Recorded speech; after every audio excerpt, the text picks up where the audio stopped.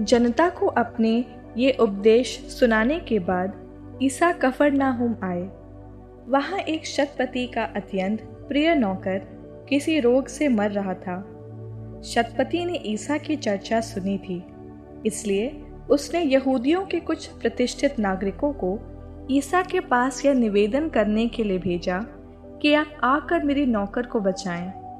वे ईसा के पास आकर आग्रह के साथ ये कहते हुए उनसे विनय करते रहे, वह शतपति इस योग्य है कि आप उसके लिए ऐसा करें। वह हमारे राष्ट्र से प्रेम करता है और उसी ने हमारे लिए सभागृह बनवाया। ईसा उनके साथ चले। वे उसके घर के निकट पहुंचे ही थे कि शतपति ने मित्रों द्वारा ईसा के पास यह कहला भेजा, प्रभु, आप कष्ट न करें, क्योंकि मैं इस योग्य नहीं हूँ कि आप मेरे यहाँ आएं। इसलिए मैंने अपने को इस योग्य नहीं समझा कि आपके पास आऊं। आप एक ही शब्द कह दीजिए और मेरा नौकर चंगा हो जाएगा। मैं एक छोटा सा अधिकारी हूँ, मेरे अधीन सिपाही रहते हैं। जब मैं एक से कहता हूँ जाओ तो वह जाता है, और दूसरे से आओ तो वह आता है, और अपने नौकर से यह करो तो वह यह करता है। ईसा यह सुनकर चकित हो गए और उन्होंने अपने पीछे आते हुए लोगों की ओर से मुड़कर कहा, मैं तुम लोगों से कहता हूँ, इज़राइल में भी मैंने इतना दृढ़ विश्वास नहीं पाया। और भेजे हुए लोगों ने घर लौटकर रोगी नौकर को भला चंगा पाया। इसके बाद ईसा नाइन नगर गए। उनके साथ उनके शिष्य और एक विशाल जन समूह भी चल रहा था। जब वे नगर के फाटक के निकट पहुंचे तो लोग एक मुर्दे को बाहर ले जा रहे थे। वह अपनी माँ का इकलौता बेटा था और वह विधवा थी। नगर के बहुत से लोग उसके साथ थे। माँ को देखकर प्रभु को उस पर तरस हो आया और उन्होंने उससे कहा, मत रो, और पास आकर उन्होंने अर्थी का स्पर्श किया। इस पर ढोने वाले रुक गए। ईसा ने कहा, युवक, मैं तुमसे कहता हूँ, उठो। मुर्दा उठ बैठा और बोलने लगा। ईसा ने उसको उसकी माँ को सौंप दिया। सब लोग विस्मित हो गए और ये कहते हुए ईश्वर की महिमा करते रहे, हमारे बीच महान नबी उत्पन्न हुए हैं और ईश्वर ने अपनी प्रजा की सुध ली है। ईसा के विषय में यह बात सारी यहूदिया और आसपास के समस्त प्रदेश में फैल गई। यूहन्ना के शिष्यों ने यूहन्ना को इन सब बातों की खबर सुनाई। यूहन्ना ने अपने 2 शिष्यों को बुलाकर ईसा के पास यह पूछने भेजा, क्या आप वही हैं जो आने वाले हैं, या हम किसी और की प्रतीक्षा करें? इन 2 शिष्यों ने ईसा के पास आकर कहा, यूहन्ना बपतिस्ता ने हमें आपके पास यह पूछने भेजा है, क्या आप वही हैं जो आने वाले हैं, या हम किसी और की प्रतीक्षा करें? उस समय ईसा बहुतों को बीमारियों, कष्टों और अबदूतों से मुक्त कर रहे थे और बहुत से अंधों को दृष्टि प्रदान कर रहे थे। उन्होंने यूहन्ना के शिष्यों से कहा, जाओ, तुमने जो सुना और देखा है उसे यूहन्ना को बता दो।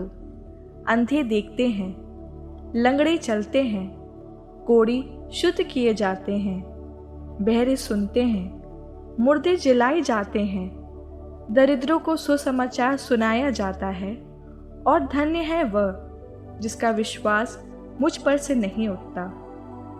यूहन्ना द्वारा भेजे हुए शिष्यों के चले जाने के बाद ईसा लोगों से यूहन्ना के विषय में कहने लगे, तुम निर्जन प्रदेश में क्या देखने गए थे? हवा से हिलते हुए सरकंडे को? नहीं।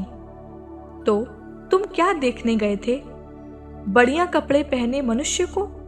नहीं। कीमती वस्त्र पहनने वाले और भोग विलास में जीवन बिताने वाले महलों में रहते हैं। आखिर तुम क्या देखने निकले थे? किसी नबी को? निश्चय ही मैं तुमसे कहता हूँ, नबी से भी महान व्यक्ति को।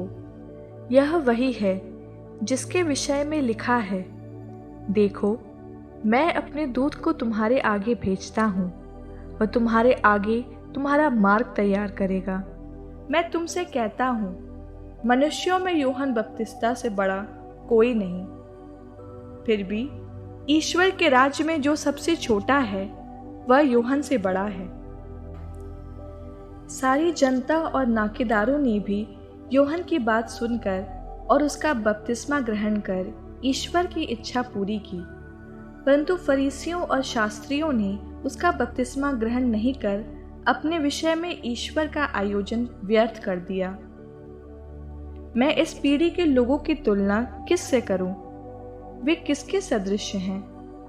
वे बाजार में बैठे हुए छोकरों के सदृश हैं, जो एक दूसरे को पुकार कर कहते हैं, हमने तुम्हारे लिए बांसुरी बजाई और तुम नहीं नाचे, हमने विलाप किया और तुम नहीं रोए। क्योंकि यूहन्ना बपतिस्ता आया जो न रोटी खाता और न अंगूरी पीता है, और तुम कहते हो उसे अबदूत लगा है। मानव पुत्र आया जो खाता पीता है, और तुम कहते हो, देखो यह आदमी पेटू और पियक्कड़ है, नाकेदारों और पापियों का मित्र है। किंतु ईश्वर की प्रज्ञा उसकी प्रजा द्वारा सही प्रमाणित हुई है। किसी फरीसी ने ईसा को अपने यहाँ भोजन करने का निमंत्रण दिया। वे उस फरीसी के घर आकर भोजन करने बैठे। नगर की एक पापिनी स्त्री को यह पता चला कि ईसा फरीसी के यहाँ भोजन कर रहे हैं। वह संगमरमर के पात्र में इत्र लेकर आई और रोती हुई ईसा के चरणों के पास खड़ी हो गई। उसके आंसू उनके चरण भिगोने लगे, इसलिए उसने उन्हें अपने केशों से पोंछ लिया और उनके चरणों को चूम चूम कर उन पर इत्र लगाया।